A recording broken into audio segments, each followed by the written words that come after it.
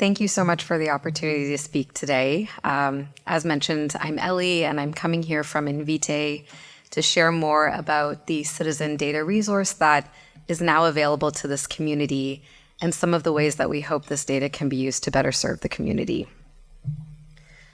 So in brief, an introduction to Citizen.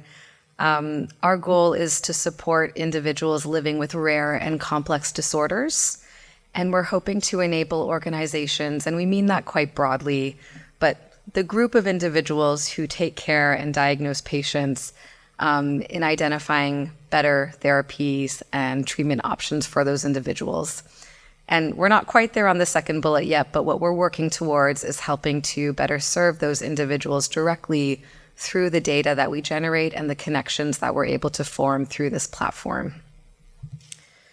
So we think of ourselves as a two-sided platform where we enable connections between data sources, and that can be information coming from medical records, genomic data, imaging, EEG tracings, for example, as well as patient-reported data like surveys or validated questionnaires.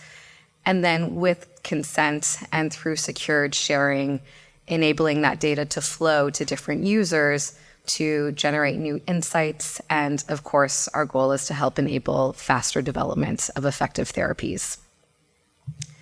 To date, most of our technology has focused on transforming unstructured data sources, so meaning that really rich narrative information that physicians and clinicians are describing for individuals with rare disorders and turning that into a research-ready data set. So the flow today in the platform is that an individual will sign up. They can provide consent for the data that we generate to be shared for research purposes.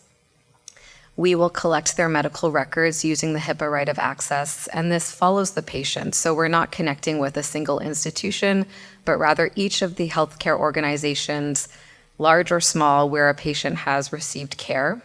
So on average in this community, we're looking at about 5 or 6 unique institutions per patient. Those records are uploaded and processed, and data undergoes annotation and is fit to a disease model. Ultimately, that data is structured and is ready for querying and can be shared when consent is in place. The data that we generate broadly spans 3 categories. So we collect lots of information about phenotypes, including developmental outcomes and the results of developmental assessments. We have detailed phenotyping around seizures, including seizure types and frequency, as well as growth parameters. In terms of diagnostics, we capture genetic test results, and we are part of Invitae, but the collection is not limited to Invitae. We'll collect data from any academic or commercial lab where testing has been performed, and we do report out on variants of uncertain significance in the gene of interest in others as well. Diagnostic imaging and electrophysiology reports are included, and as mentioned, we do have the capability to collect imaging and EKG and EEG tracings as well. If there is pathology or the results of any laboratory testing, that can be included in the data set. And then lastly, we've tried to detail any interventions that are taken for individuals, including medications, therapeutic diets, surgeries, etc.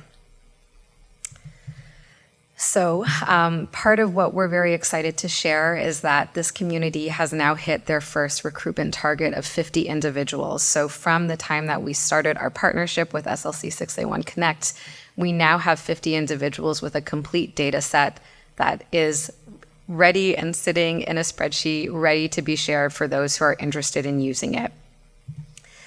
We have a good representation across the United States. Currently, our platform is limited to individuals in the US, given that we rely on US regulations to collect records, and we hope to continue to invite more patients to participate over time. So the next few slides, I'm going to show you a little bit more about the data itself, again, hoping to encourage you to reach out to us to collaborate in using this data for SLC 6A1. So over time, we have collected a significant amount of medical records, almost 2,000 pages of medical records per individual enrolled on the platform. We, in turn, transform those medical records into a structured data set by annotating pieces of information from those records that we've predefined as relevant and specific information for this community. In total, across those 50 patients, we now have over 15,000 annotations of the data sets, almost 300 unique data points per patient. And when we look at the spread of where that data is coming from, the majority of it is around phenotypes. So you'll see 3,660 unique phenotype annotations, an additional 2,000 annotations around acquisition or loss of developmental milestones. Seizure history also it contributes to that phenotype bucket, but a good number of other annotations as well across interventions and procedures. Within the cohort, we see a spread of different mutation classes consistent with what's been reported in the literature, both in terms of localization and the proportion of different variant phenotypes. We can also look to generate some sense of what you might be able to do with the data. So these next few slides are really just intended to spark your curiosity, and again, hope that you'll come find me and we can talk more about this after. But as I've mentioned, one of the largest sources of data in the citizen data set is looking at specific phenotypes. And something that we've worked really hard to emphasize is that this data is not cross-sectional, but rather every time a phenotype is mentioned in the medical records, we will annotate that and associate it with a date. And so it allows you to look both at specific time periods within a cohort, but also looking at that cohort longitudinally as well. So for example, here, this is looking at the most common diagnoses in the first bar graph, but we can also look at the most common presenting diagnoses as well. And we can kind of model out how those things might change as individuals get older or in response to different interventions. We also have fairly detailed epilepsy phenotype characterization. And so, as mentioned, we collect a couple of different types of information around epilepsy. So we look both at the presence or absence of epilepsy and the duration at which that is true. If specific electroclinical syndromes or seizure types are reported, we will document that. And then if seizure frequency is reported in the medical records, we will collect that as well. One thing I will note is that we are going to be moving to an updated version of our disease model in the coming months, and that will be able to differentiate whether the source of the seizure frequency is from parent report or counts on an EEG. So this is just showing a couple examples of ways that we've started looking at the seizure data. Because we have information about when seizures occur and we pull records from the time of birth, we can start to approximate or predict age of onset within a population. So this on the first image is showing the probability that someone would be seizure-free along a period of time on the x-axis.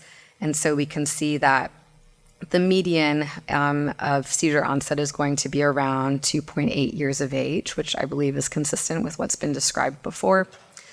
And then we can also start to tease apart seizure frequency or the epilepsy phenotype over time. And in particular, something that we've been interested in is we know that, for better or worse, based on earlier talks today, seizures are likely going to be a primary endpoint or an important endpoint when we're looking at clinical trials in this disorder. But when is the right time to be measuring seizures if we know that a subset of individuals go on to have relatively well-controlled epilepsy later on? So our data set really allows you to map out when is seizure burden highest and who are the individuals who might be most impacted by that. And so that's really what this heat map is showing, where on the y-axis we have a score that approximates seizure burden. So a score of 0 would be 0 seizures reported, and a score of 5 would be having more than daily seizures. And then the counts represent the number of patients with that score reported per year of age. And then lastly, we also have information about developmental milestone attainment. As mentioned, we document in the medical records both when a milestone is reported as being able to be performed or unable to be performed, so we can differentiate between sort of an absence of documentation versus true documentation of absence. And in conditions where regression may be relevant, we're also able to document that transition as well. And so lastly, what I kind of wanted to share is that we're really just getting started. As I mentioned, we hit our enrollment target of 50, I believe, in the fall. And just last week, I think, we finalized the data set and it is ready to go. And so what we're really hoping to do is use this as a mechanism to catalyze more clinical research in this space, but also to complement any basic science work that is ongoing as well. And so I am very happy to share that we actually already had someone waiting in the wings to accept the data set once it was ready to go. So we shared that with Heather last week. But there are many other circles here that I would love to see filled when we're back talking about this next year. So please don't hesitate to reach out if you have any questions. For academic uses of the data set, there is a no-cost license to receive it. And so it's a pretty seamless process to share. So with that, thank you so much for your time. Perfect.